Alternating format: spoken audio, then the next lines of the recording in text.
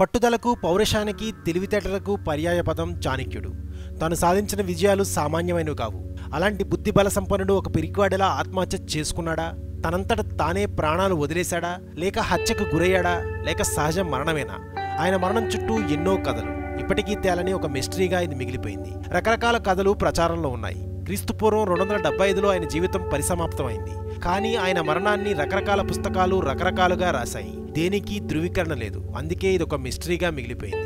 ఓ కథ ప్రకారం శత్రువులు విషప్రయోగం చేసినా మరణించకుండా ఉండేందుకు చాణక్యుడు చంద్రగుప్త మౌర్యుడికి రోజు కొద్ది మోతాదులో విషాన్ని ఇచ్చేవాడు. దాంతో చంద్రగుప్తుడు దేహమే విషప్రయోగానికి విరుగుడుగా మారుతుందనేది చాణక్యుడి ఆలోచన. అయితే ఒకసారి చంద్రగుప్తుడి రాణి దుర్ద తన భర్తకి ఇవ్వబడిన ఆహారాన్ని తను కొద్దిగా స్వీకరించింది.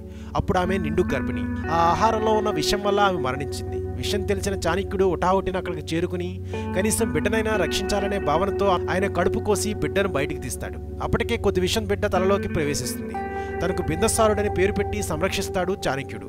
తనే చంద్రగుప్తుడి వారసుడు. బిందుసారుడు యువకుడయ్యాక చంద్రగుప్తుడు ఐహిక బంధాలను విడిచిపెట్టి అధికారాన్ని త్రుజించి జైన గురువు భద్రబాహును అనుసరిస్తూ ఇప్పటికీ కర్ణాటకలోని శ్రావణ బెళగలకు చేరుకుంటాడు. తర్వాత కొంతకాలానికి జైన మతాచారం ప్రకారం ఆహార పానీయాలను తీసుకోవడం మానేసి స్వచ్ఛంద మరణం పొందుతాడు.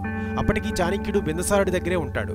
ఓ రోజు బిందుసారుడికి ఎవరో చెబుతారు తన తల్లి మరణానికి కారకుడు చాణక్యుడేనని. దీంతో బిందుసారుడు అగ్గి మీద గుగ్గిలమవుతాడు.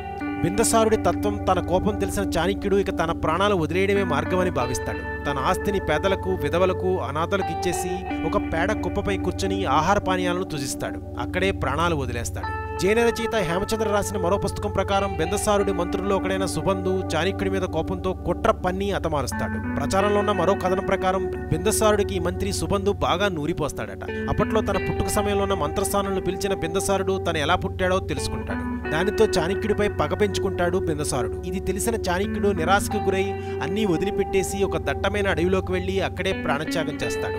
ఈ మూడు కథల్లో ఏది నిజమనేది, అసలు నిజమా కాదనేది ఇప్పటికీ తెలియదు.